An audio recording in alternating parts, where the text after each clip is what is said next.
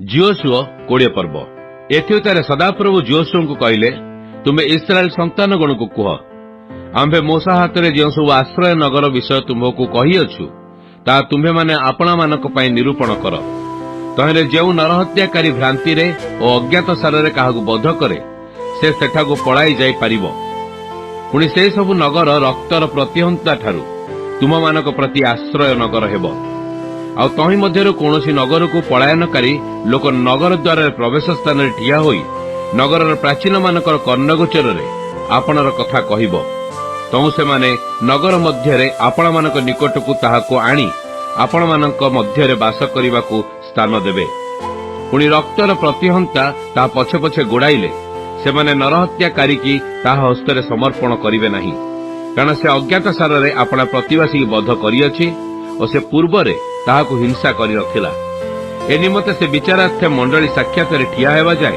पुणी सेही समय रे महायाजकर मृत्यु हेबा जाय से सेही नगर रे वास करिवो तई उतारू सेही नरहत्याकारी जेउ नगर रु पलायन करिथिला आपणा निजर सेही नगर को और आपणा निज गृह को फेरी आसीबो एणु से माने नप्तालीर पर्वतमय देशस्थ गालिली रे केदास और इफ्रियम पर्वतमय देश रे सिक्किम और जिहुदार पर्वतमय देश रे किरियथम यहाकू हिब्रोन कहती प्रतिष्ठा कले पुणी जिरियो निकटस्थ जर्दन पूर्व पारी रे रूबेन वंशर समभूमि प्रांतर रे बेत्सर और गाद वंशर गिलियद रे रामत और मनसी वंशर बासन रे गोलन निरूपण कले के भ्रांति रे नरहत्या कले मंडली साक्षात रे ठिया हेबा पर्यंत से स्थान को पलाई जेपरि रक्त प्रतिहंतार हस्ତରେ न मरे ए निमंते इस्राएल संतान समस्तଙ୍କ ପାଇଁ और सेमानक मध्यरे प्रवासकारी विदेशी लोक पई एसबु नगर निरूपित हेला जियोशुआ 21 पर्व ये उतारे लेबियो मानकर पितृगृहर प्रधान माने इलियासर जाजक और नूनर पुत्र जियोशुआ और इस्राएल संतान मानक वंश समूहर पितृगृहर प्रधान मानक निकट को आसिले आउ सेमाने किणान देशस्थ शिलो निकटरे सेमानकु कहिले आंभ निमंते बसती नगर और पशुगण निमंते तहिर तलभूमि देवा पई सदाप्रभु मूसाଙ୍କ द्वारा आज्ञा देइथिले तहिर सदाप्रभुଙ୍କ आज्ञानुसारे इस्राएल संतानगण आपणा आपणा अधिकार मध्यरु लेवीय लोकमानकु एही नगर और तहिर तलभूमि देले तो कहातीय वंश निमंते बांट उठिला लेवीय मानक मध्यरु हारण याजकर संतानगण गुलीबांट द्वारा जिहुदा वंश और सिमियोन वंश और बिन्यामिन वंशरु 13 नगर पाइले पुणी कहातर अवशिष्ट संतान माने गुलीबांट द्वारा इफ्रियम वंशर समस्त वंशरु और दान वंश और मनसीर अर्धवंशरु 10 नगर पाइले पुणी गोर्सेन संतानगण गुलीबांट द्वारा इसाखर वंशर समस्त वंशरु और आसेर वंश और नप्ताली वंश और बासनस्थ मनसीर अर्धवंशरु 13 नगर पाइले आ मरारी संतानगण आपणा आपणा वंशानुसारे रूबेन वंश और गाद वंश और सबलून वंशरु 12 नगर पाइले ए रूपे इस्राएल संतानगण मूसाଙ୍କ द्वारा सदाप्रभु जे रूपे आज्ञा देइथिले तदनुसारे गुलीबांट करी लेवीय लोकमानकु एई सबु नगर और तहिर तलभूमि देले आहुरी से माने जिहुदा संतानगणर वंशरु और सिमियोन संतानगणर वंशरु एई सबु नगर देले एठारे सेसबुर नाम लिखित अछि सेसबु नगर लेवी संतान कहात वंशीय हारण संतान मानकर हेला कारण सेमानकर प्रथम बांट थिला पुणी सेमाने सेमानकु जिहुदार पर्वतमय देश रे किरियथम तही चतुर्दिग स्थित तलभूमि देले याकू हिब्रोन कहंती अर्ब अनाकर पिता थिला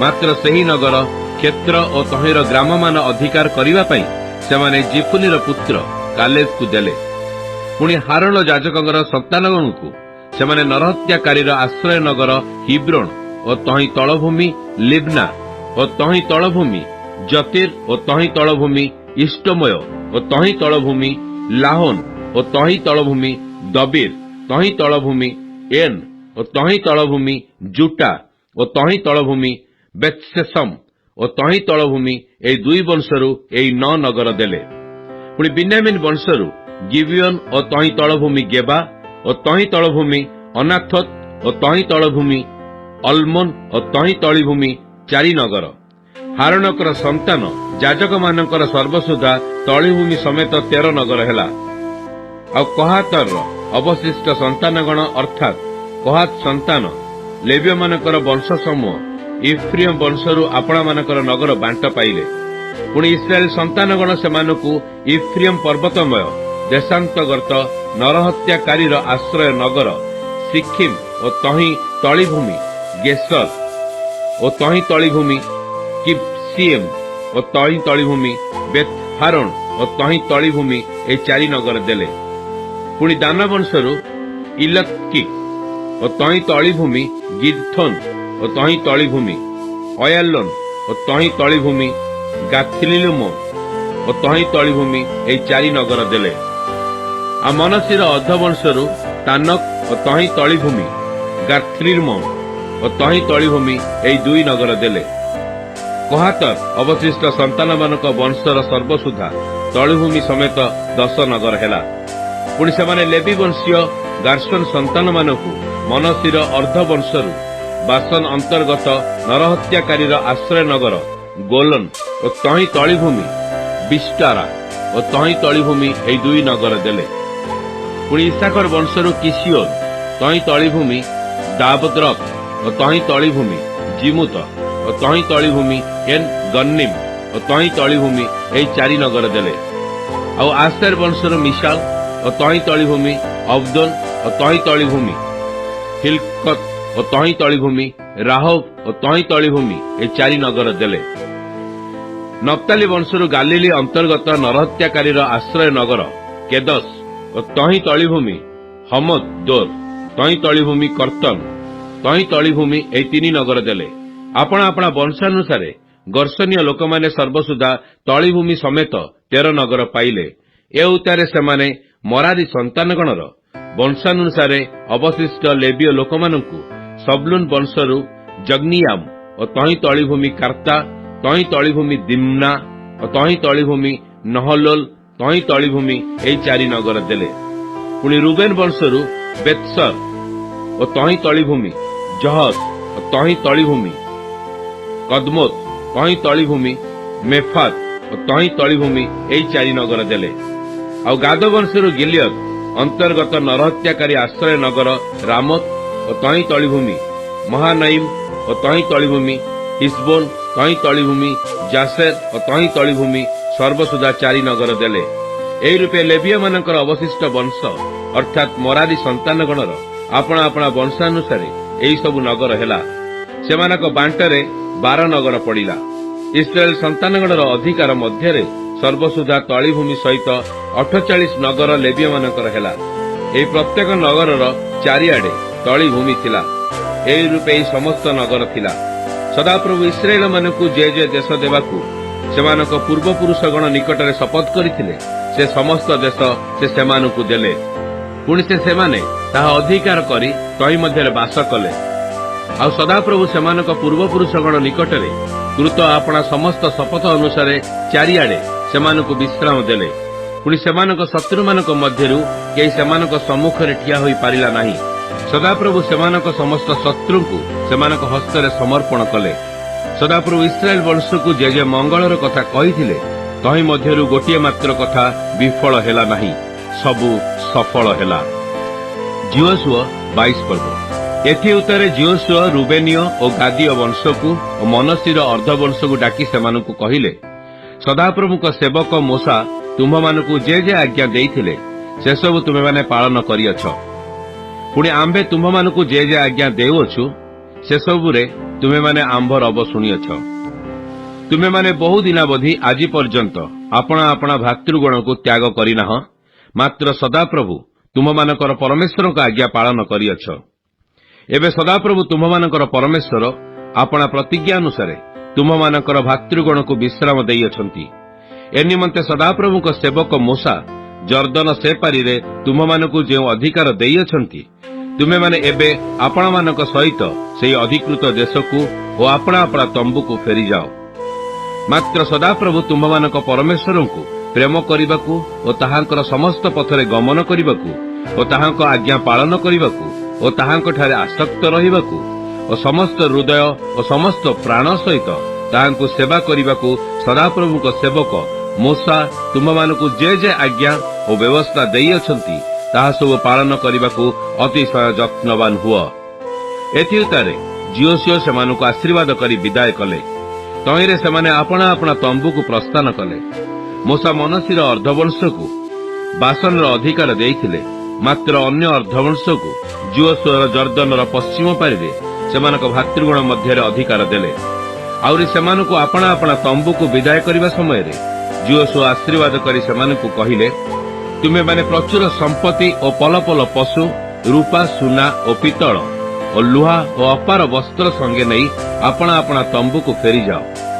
ଆପଣା ଶତ୍ରୁମାନଙ୍କଠାରୁ ଲୁଟିତ ଦ୍ରବ୍ୟ ଆପଣା ଆପଣା ଭାତୃଗଣ ମଧ୍ୟରେ ବିଭାଗ କର। ତହିଁରେ ରୁବେନ ସନ୍ତାନଗଣ ଓ ଗାଦ ସନ୍ତାନଗଣ ଓ ମନସିର ଅର୍ଦ୍ଧବଂଶ କିଣାଣ ଦେଶାନ୍ତରଗତ ସିଲୋଠାରେ ଇସ୍ରାଏଲ ସନ୍ତାନଗଣ ନିକଟରୁ ବିଦାୟ ନେଇ ମୋଶାଙ୍କ ଦ୍ୱାରା ସଦାପ୍ରଭୁଙ୍କ ଦତ୍ତ ଆଜ୍ଞା ଅନୁସାରେ ସେମାନେ ଜହିଁର ଅଧିକାରୀ ହୋଇଥିଲେ, ଆପଣମାନଙ୍କର ସେହି ଅଧିକୃତ ଗିଲିୟଦ ଦେଶକୁ ଫେରିଗଲେ। ପୁଣି ଯେତେବେଳେ ରୁବେନ ସନ୍ତାନଗଣ ଓ ଗାଦ ସନ୍ତାନଗଣ ଓ ମନସିର ଅର୍ଦ୍ଧବଂଶ କିଣାଣ ଦେଶାନ୍ତର୍ଗତ ଜର୍ଦ୍ଦନ ସୀମାରେ ଉପସ୍ଥିତ ହେଲେ, ସେତେବେଳେ ସେମାନେ ସେଠାରେ ଜର୍ଦ୍ଦନ ନିକଟରେ ଗୋଟିଏ ଯଜ୍ଞବେଦୀ ନିର୍ମାଣ କଲେ। ସେହି ବେଦୀ ଦେଖିବାକୁ ବଡ଼। ଏଉତାରେ ଇସ୍ରାଏଲ ସନ୍ତାନଗଣ ଏହି କଥା ଶୁଣିଲେ। ଦେଖ, ରୁବେନ ସନ୍ତାନଗଣ ଓ ଗାଦ ସନ୍ତାନଗଣ ଓ ମନସିର ଅର୍ଦ୍ଧବଂଶ ଇସ୍ରାଏଲମାନଙ୍କର ଅଧିକୃତ ପାର୍ଶ୍ୱରେ ଜର୍ଦ୍ଦନ ସୀମାନ୍ତଗତ କିଣାଣ ଦେଶର ଆଗରେ ଏକ ଯଜ୍ଞବେଦୀ ନିର୍ମାଣ କରିଅଛନ୍ତି। ତେଣୁ ଇସ୍ରାଏଲ ସନ୍ତାନଗଣ ଯେତେବେଳେ ଏହି କଥା ଶୁଣିଲେ, ସେତେବେଳେ ସେମାନଙ୍କ ପ୍ରତିକୂଳରେ ଯୁଦ୍ଧକୁ ଯିବା ପାଇଁ ଇସ୍ରାଏଲ ସନ୍ତାନଗଣର ସମଗ୍ର ମଣ୍ଡଳୀ ଶିଲୋରେ ଏକତ୍ରିତ ହେଲେ। ଅନନ୍ତର ଇସ୍ରାଏଲ ସନ୍ତାନମାନେ ରୁବେନ ସନ୍ତାନଗଣ ଓ ଗାଦ ସନ୍ତାନଗଣ ଓ ମନସିର ଅର୍ଦ୍ଧବଂଶ ନିକଟକୁ ଇଲିଆସର ଯାଜକର ପୁତ୍ର ପିନହସକୁ ଓ ତାହା ସଙ୍ଗେ ଇସ୍ରାଏଲର ପ୍ରତ୍ୟେକ ବଂଶରୁ ଏକ ଏକ ପିତୃଗୃହାବଧି ଏ ରୂପେ 10 ଅଧିପତି ଗିଲିୟଦ ଦେଶକୁ ପଠାଇଲେ। ସେମାନେ ଇସ୍ରାଏଲର ସହସ୍ର ସହସ୍ର ମଧ୍ୟରେ ଆପଣା ଆପଣା ପିତୃଗୃହର ପ୍ରଧାନ ଥିଲେ। ତେଣୁ ସେମାନେ ଗିଲିୟଦ ଦେଶରେ ରୁବେନ ସନ୍ତାନଗଣ ଓ ଗାଦ ସନ୍ତାନଗଣ ଓ ମନସିର ଅର୍ଦ୍ଧବଂଶ ନିକଟକୁ ଆସି ସେମାନଙ୍କୁ କହିଲେ, ସଦାପ୍ରଭୁଙ୍କ ସମଗ୍ର ମଣ୍ଡଳୀ ଏ ରୂପେ କହନ୍ତି, ଆଜି ସଦାପ୍ରଭୁଙ୍କ ବିଦ୍ରୋହୀ ହେବା ନିମନ୍ତେ ଆପଣମାନଙ୍କ ପାଇଁ ଏକ ଯଜ୍ଞବେଦୀ ନିର୍ମାଣ କରି ତୁମ୍ଭେମାନେ ସଦାପ୍ରଭୁଙ୍କର ଅନୁସରଣରୁ ବିମୁଖ ହୋଇ ଇସ୍ରାଏଲର ପରମେଶ୍ୱରଙ୍କ ନିକଟରେ ଏହି ଯେ ସତ୍ୟ ଲଙ୍ଘନ କରିଅଛ, ଇଏ କଣ? ପିଓର ବିଷୟକ ଯେଉଁ ଅପରାଧ ସକାଶୁ ସଦାପ୍ରଭୁଙ୍କ ମଣ୍ଡଳୀ ମଧ୍ୟରେ ମହାମାରୀ ହେଲେ ହେଁ, ତହିଁରୁ ଆମ୍ଭେମାନେ ଆଜି ପର୍ଯ୍ୟନ୍ତ ଆପଣମାନଙ୍କୁ ପରିଷ୍କୃତ କରିପାରି ନାହୁଁ। ଏହା କି ଆମ୍ଭମାନଙ୍କ ନିମନ୍ତେ ଯଥେଷ୍ଟ ନୁହେଁ ଯେ ଆଜି ତୁମ୍ଭମାନେ ସଦାପ୍ରଭୁଙ୍କ ଅନୁସରଣରୁ ବିମୁଖ ହେଉଅଛ? ତୁମେମାନେ ଆଜି ସଦାପ୍ରଭୁଙ୍କର ବିଦ୍ରୋହୀ ହେଲେ, ସେ କାଲି ଇସ୍ରାଏଲର ସମଗ୍ର ମଣ୍ଡଳୀ ଉପରେ କ୍ରୋଧ କରିବେ। ଯେବେ ତୁମମାନଙ୍କର ଅଧିକାର ଦେଶ ଅଶୁଚି ହୁଏ, ତେବେ ପାର ହୋଇ ଯେଉଁ ସ୍ଥାନରେ ସଦାପ୍ରଭୁଙ୍କ ଆବାସ ବାସ କରେ, ସଦାପ୍ରଭୁଙ୍କର ସେହି ଅଧିକାର ଦେଶକୁ ଆସ ଓ ଆମ୍ଭମାନଙ୍କ ମଧ୍ୟରେ ଅଧିକାର ଗ୍ରହଣ କର। ମାତ୍ର ସଦାପ୍ରଭୁ ଆମ୍ଭମାନଙ୍କର ପରମେଶ୍ୱରଙ୍କର ଯଜ୍ଞବେଦୀ ଛଡ଼ା ଆପଣମାନଙ୍କ ନିମନ୍ତେ ଏକ ଯଜ୍ଞବେଦୀ ନିର୍ମାଣ କରି ସଦାପ୍ରଭୁଙ୍କର ବିଦ୍ରୋହୀ ନ ହୁଅ, କିମ୍ବା ଆମ୍ଭମାନଙ୍କର ବିଦ୍ରୋହୀ ନ ହୁଅ। ସେରହର ପୁତ୍ର ଆଖେନ ବର୍ଜିତ ବସ୍ତୁ ବିଷୟରେ ସତ୍ୟ ଲଙ୍ଘନ କରନ୍ତେ ଇସ୍ରାଏଲର ସମଗ୍ର ମଣ୍ଡଳୀ ଉପରେ କି କ୍ରୋଧ ପଡ଼ିଲା ନାହିଁ? ଆଉ ସେ ବ୍ୟକ୍ତି ଆପଣା ଅପରାଧରେ ଏକାକୀ ବିନଷ୍ଟ ହେଲା ନାହିଁ? ତହିଁରେ ରୁବେନ ସନ୍ତାନଗଣ ଓ ଗାଦ ସନ୍ତାନଗଣ ଓ ମନସିର ଅର୍ଦ୍ଧବଂଶ ଇସ୍ରାଏଲୀୟ ସହସ୍ର ସହସ୍ରର ପ୍ରଧାନମାନଙ୍କୁ ଉତ୍ତର ଦେଇ କହିଲେ, ପରମେଶ୍ୱର ସଦାପ୍ରଭୁ ପରମେଶ୍ୱର, ପରମେଶ୍ୱର ସଦାପ୍ରଭୁ ପରମେଶ୍ୱର, ସେ ଜାଣନ୍ତି ଓ ଇସ୍ରାଏଲ ମଧ୍ୟ ଜାଣିବ। ଯେବେ ଏହା ବିଦ୍ରୋହ ଭାବରେ ଅବା ହୋଇଥାଏ, ସଦାପ୍ରଭୁଙ୍କ ନିକଟରେ ସତ୍ୟ ଲଙ୍ଘନ ଭାବରେ ହୋଇଥାଏ, ତେବେ ତୁମେ ଆଜି ଆମ୍ଭମାନଙ୍କୁ ରକ୍ଷା ନ କର। ଯେବେ ସଦାପ୍ରଭୁଙ୍କ ଅନୁସରଣରୁ ବିମୁଖ ହେବା ପାଇଁ ଅବା ଏହି ଯଜ୍ଞବେଦୀ ଉପରେ ହୋମ କି ଭକ୍ଷ୍ୟ ନୈବେଦ୍ୟ କି ମଙ୍ଗଳାର୍ଥକ ବଳି ଉତ୍ସର୍ଗ କରିବା ପାଇଁ ତାହା ନିର୍ମାଣ କରିଥାଉ, ତେବେ ସଦାପ୍ରଭୁ ସ୍ୱୟଂ ତହିଁର ପ୍ରତିଫଳ ଦିଅନ୍ତୁ। ବରଞ୍ଚ ଆମ୍ଭେମାନେ ଚିନ୍ତାଶୀଳ ହୋଇ ଓ ବିଚାର କରି ଏହା କରିଅଛୁ। ଆସନ୍ତା ସମୟରେ କେଜାଣି ତୁମ୍ଭମାନଙ୍କର ସନ୍ତାନମାନେ ଆମ୍ଭମାନଙ୍କର ସନ୍ତାନମାନଙ୍କୁ କହିବେ, ସଦାପ୍ରଭୁ ଇସ୍ରାଏଲର ପରମେଶ୍ୱରଙ୍କ ସଙ୍ଗେ ତୁମ୍ଭମାନଙ୍କର କି ସମ୍ପର୍କ ଅଛି? କାରଣ ହେ ରୁବେନ ସନ୍ତାନଗଣ, ହେ ଗାଦ ସନ୍ତାନଗଣ, ସଦାପ୍ରଭୁ ଆମ୍ଭ ଓ ତୁମ୍ଭ ମଧ୍ୟରେ ଜର୍ଦ୍ଦନକୁ ସୀମା କରିଅଛନ୍ତି। ସଦାପ୍ରଭୁଙ୍କଠାରେ ତୁମ୍ଭମାନଙ୍କର କୌଣସି ଅଂଶ ନାହିଁ। ଏ ରୂପେ ତୁମ୍ଭମାନଙ୍କର ସନ୍ତାନଗଣ କେଜାଣି ଆମ୍ଭମାନଙ୍କ ସନ୍ତାନଗଣକୁ ସଦାପ୍ରଭୁ ଭୟ କରିବାରୁ କ୍ଷାନ୍ତ କରାଇବେ। ଯେହେତୁ ଆମ୍ଭେମାନେ କହିଲୁ, ଆସ आमे माने एक वेदी निर्माण करने को उद्योग करू, होम की बलिदान निमंते नुहे, मात्र आम्भे माने जे होम और बलि और मंगलार्थ को उपहार द्वारा सदाप्रभु सम्मुखें सेवा करिपारू। एथिपाई ताहा तुम्भमानक और आम्भमानक मध्यरे पुणी आम्भमानक भविष्यत पुरुष मध्यरे एक साक्षी हेब। तैरे सदाप्रभु ठारे तुम्भमानकर कौनसी अंश नहीं। एपरी कथा आसंता काल रे तुम्भमानकर संतानगण आम्भमानक संतानगण को कहि परिबे नहीं। आउरे आम्भे माने कहिलु सेमाने जेबे आम्भमानकु कि आम्भमानक भविष्यत पुरुष को ए रूपे कथा कहिबे, तेबे आम्भे माने कहिबु सदाप्रभुकर यज्ञ वेदीर आदर्श देख। यह आम्भमानकर पूर्वपुरुष माने निर्माण करियछंती, होम की बलिदानार्थे नुहे, मात्र आम्भमानक और तुम्भमानक मध्यरे यह एक साक्षी अटे। आम्भे माने जे होम की भक्ष्य नैवेद्य और बलिदान निमंते आम्भमानकर सदाप्रभु परमेश्वरंकर आवास सम्मुख स्थित ताहाक यज्ञवेदी छड़ा अन्य यज्ञवेदी निर्माण करी सदाप्रभुंकर विद्रोही हेबु कि आज सदाप्रभुंक अनुसरण विमुख हेबु, यह दूरे थाउ। सेतबेले रूबेन संतानगण और गाद संतानगण और मनसी संतानगण जहा कहिले ताहा सुनी पिनहस और जाजक और ताहार संगी मंडलीर अधिपति माने और इस्राएल सहस्र सहस्र प्रधान माने संतुष्ट हेले। पुणी इलियासर जाजकर पुत्र पिनहस रूबेन संतानगण को और गाद संतानगण को और मनसी संतानगण को कहिला, सदाप्रभु जे आम्भमानक मध्य अछंती यह आम्भे माने आज जानिलु, जेहेतु आम्भे माने सदाप्रभु को निकट में सत्य लंघन करिनाहो। एबे तुम्हे माने इस्राएल संतानगण को सदाप्रभु हस्तर उद्धार कल। तो इलियासर जाजकर पुत्र पिनहस और अधिपति माने रूबेन संतानगण और गाद संतानगण निकटरू गिलियद देशरू बाहरी किनान देश को इस्राएल संतानगण निकट को फेरी जाई सेमानकु संवाद देले। तैरे इस्राएल संतानगण सेई कथारे संतुष्ट हेले। पुणी इस्राएल संतानगण परमेश्वरंकर धन्यवाद कले। आ रूबेन संतानगणर और गाद संतानगणर बसती देश विनाश करिबा पई सेमानक विरुद्ध रे युद्ध को जीवा कथा आउ कहिले नहीं। ए उतार रूबेन संतान माने और गाद संतान माने से बेदीर नाम एद साक्षी रखिले, कारण सेमाने कहिले सदाप्रभु जे परमेश्वर अटंती आम्भमानक मध्यरे एथिर साक्षी एही। जीवसुआ 23 पर्व अनंतर बहुदिन उत्तारे सदाप्रभु इस्राएल मानकु सेमानक चतुर्दिग स्थित समस्त शत्रु मानक ठारु विश्राम दियन्ते। पुणी जीवसुआ वृद्ध और गत वयस्क हुअन्ते एपरि घटिला जे जीवसुआ समस्त इस्राएल को सेमानक प्राचीन वर्ग को और सेमानक प्रधान मानकु पुणी सेमानक विचारकर्ता और अध्यक्ष मानकु डकाई सेमानकु कहिले मु वृद्ध और गत वयस्क हेली। सदाप्रभु तुम्भमानकर परमेश्वर तुम्भमानक सकाशु एई सबु देशीय मानक प्रति जहा जहा करियछंती ताहा सब तुम्हे माने देखिअछ। कारण सदाप्रभु तुम्भमानकर परमेश्वर आपे तुम्भमानक पक्षरे युद्ध करियछंती। देख जर्दन अवधि सूर्यास्त दिगरे महासमुद्र पर्यंत जे समस्त देशीय मानक मु उच्छिन्न करिअछि आउ जेउ देशीय माने अवशिष्ट अछंती सेमानक देश अधिकार करबाकू मु तुम्भमानकर वंशानुसारे गुलीबांट द्वारा विभाग करी तुम्भमानकु देली। सदाप्रभु तुम्भमानकर परमेश्वर आपे तुम्भमानक सम्मुखरू सेमानकु घौड़ाई देबे और तुम्भमानकर दृष्टि गोचररू तड़ी देबे। तहिरे तुम्भे माने सदाप्रभुଙ୍କୁ तुम्भमानक परमेश्वरଙ୍କ वाक्यानुसारे सेमानक देश अधिकार करिबो। एनिमंते तुम्हे माने मूसांकर व्यवस्था ग्रंथरे लिखित समस्त कथा मानिबाकू और करिबाकू साहसिक हुआ। तहिर दक्षिणरे कि बामरे न फेर। पुणी सेई गोष्ठी मानकर जे अवशिष्ट लोक तुम्भमानक मध्यरे अछंती सेमानक मध्यरे प्रवेश न कर, कि सेमानक देवता मानक नाम उच्चारण न कर, कि सेमानक नाम रे शपथ न कराओ, कि सेमानकर सेवा न कर, कि सेमानकु प्रणाम न कर। मात्र जेपरी आज पर्यंत करि आसुअछ सेपरी सदाप्रभु तुम्भमानकर परमेश्वरଙ୍କ ठारे आसक्त था। कारण सदाप्रभु तुम्भमानक सम्मुखरू महान और बलवान गोष्ठी मानकु तड़ी देई अछंती। पुणी आज पर्यंत कौनसी मनुष्य तुम्भमानक सम्मुखरे ठिया होई पारि नाही। तुम्भमानकर एक लोक सहस्र लोकंकु घौड़ाई देब। कारण सदाप्रभु तुम्भमानकर परमेश्वर तुम्भमानकु जे रूपे कहि अछंती तदनुसारे से आपे आपे तुम्भमानक पक्षरे युद्ध करुछंती।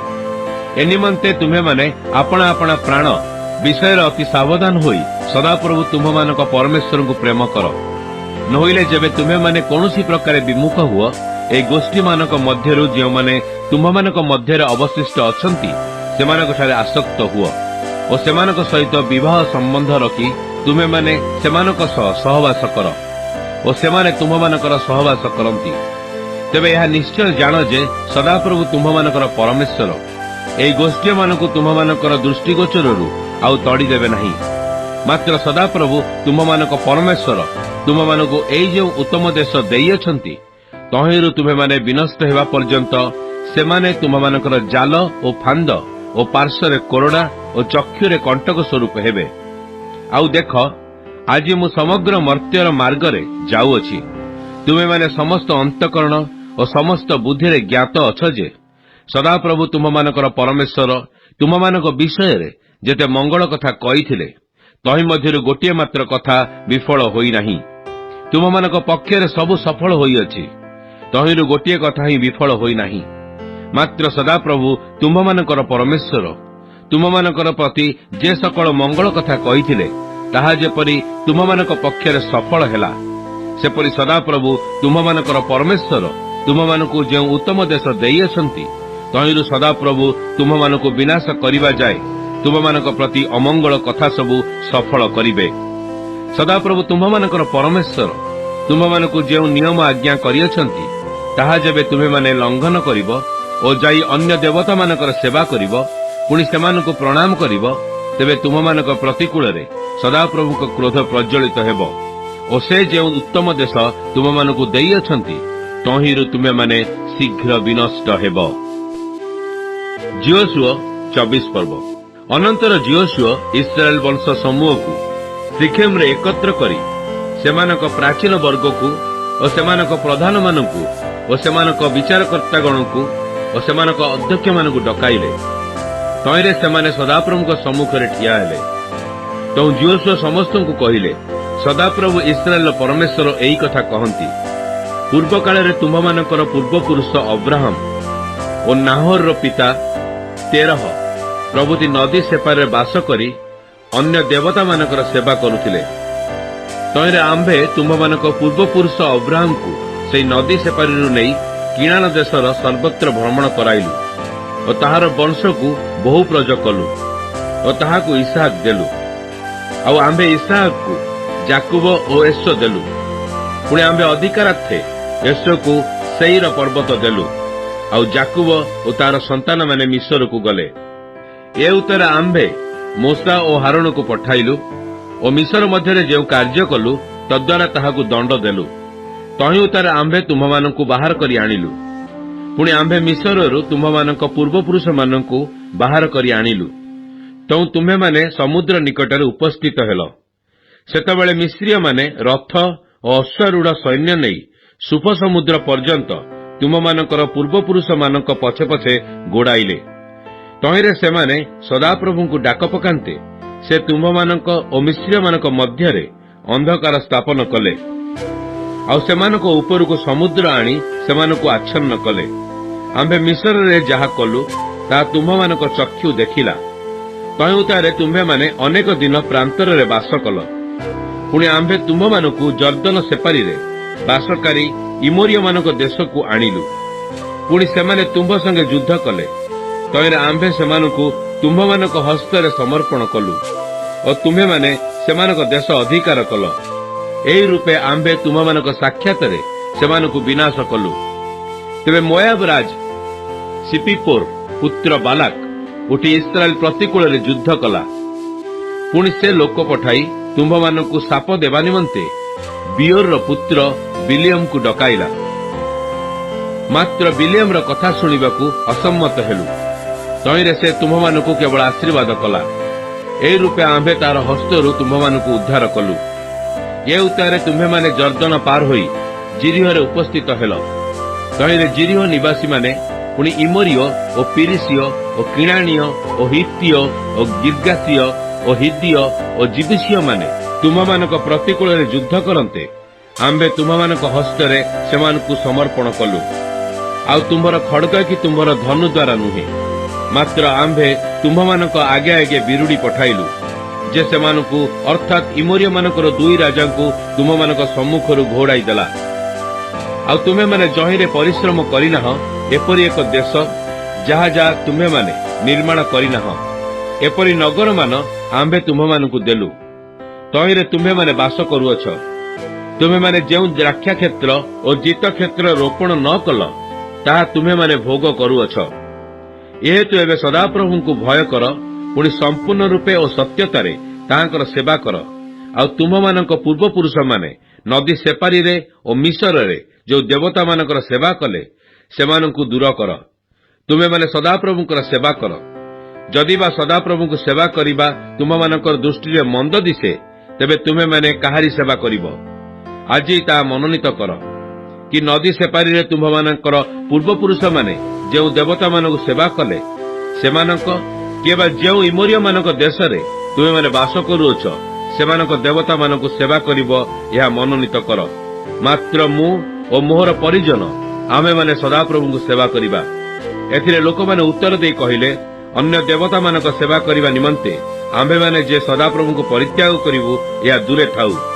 जेहेतु सदाप्रभु आम मानकर परमेश्वर से आपे आम मानकु और आम मानक पूर्वपुरुष मानकु मिसर देश रे दासगृहरु बाहर करि आनिले और आम मानक दृष्टिगोचर रे एई सब महाचिन्ह प्रकाश कले।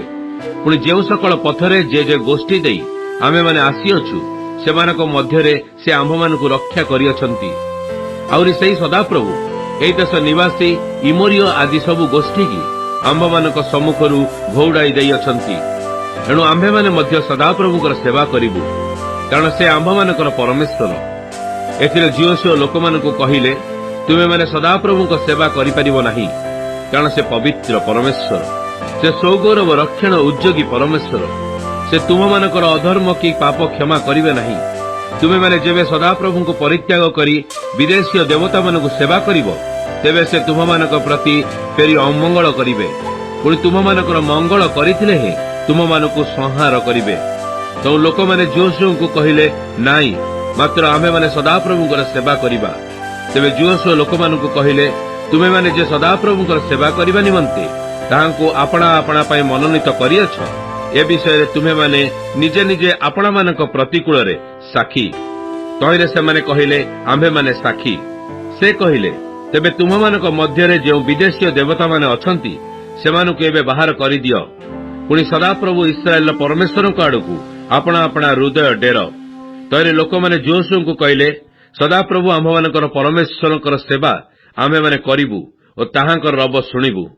तहिरे जोशुआ सेई दिन लोकमानक सहित नियम स्थिर करी सिक्किम रे सेमानक निमंते विधि और शासन स्थापन कले। अनंतर जियोशुआ सेई सकल कथा परमेश्वरक व्यवस्था ग्रंथ रे लेखिले और एक बृहत प्रस्तर नहीं सदाप्रभुंक पवित्र आवासर निकटवर्ती औलन वृक्ष मूले स्थापन कले।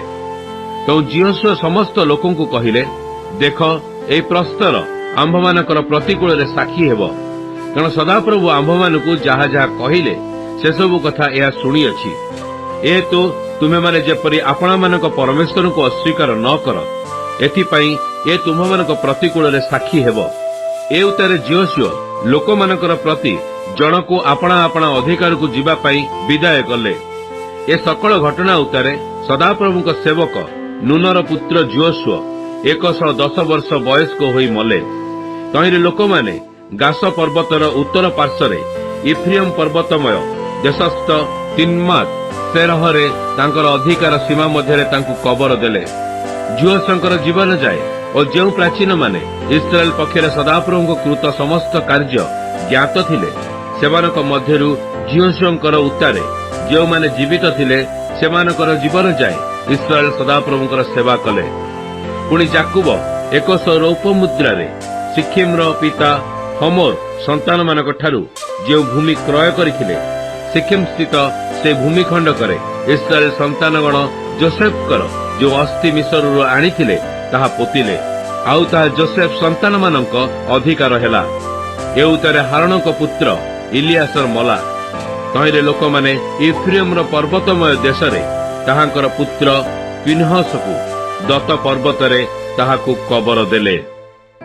Good morning and praise the Lord. आज बाइबल पठन दिन संख्या 45 बुधवार। आज आम्भे माने जिहसुय 20 पर्व ठारू 24 पर्व पर्यंत पाठ करियछु। आसंतु आजिर पठित शास्त्रांशर सारांश को अल्प चिंता करिबा। केनान देश रे अधिकृत भूमि जेतेबेले जिहुदा गोष्ठीर चतुर्पार्श्व बंटन करागला, सही समय रे आमे आश्रय नगर संबंध रे आलोचना करिथाउ। कारण जो लोक माने अजाणतरे अज्ञातरे कौनसी उद्देश्य न थाई काहाकु जदि हत्या करती सेमानंको पाई प्रतिशोध को एड़ाइबा निमंते जर्दनर पूर्व पार्श्व 3टी और पश्चिम पार्श्व 3टी आश्रय नगर निरूपण करागला। निर्दिष्ट भाव में लेबीय गोष्ठी को कौनसी भूमि दिगला नहीं। लेबीय मानू 6 गोटी आश्रय नगर और 12 गोष्ठी द्वारा निर्धारित 42टी नगर रे बसवास करने निमंते पठागला।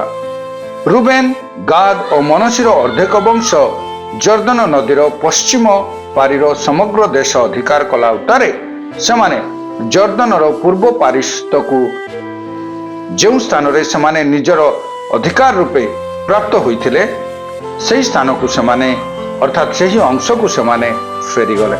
जिहसुयଙ୍କ अंतिम उपदेश किनान देशीय लोकमानଙ୍କ सहित मिश्रित हो नाही, मात्र ईश्वरଙ୍କ लोक भावरे ताहाଙ୍କ वाक्य अनुसार आचरण करी जीवन यापन कर।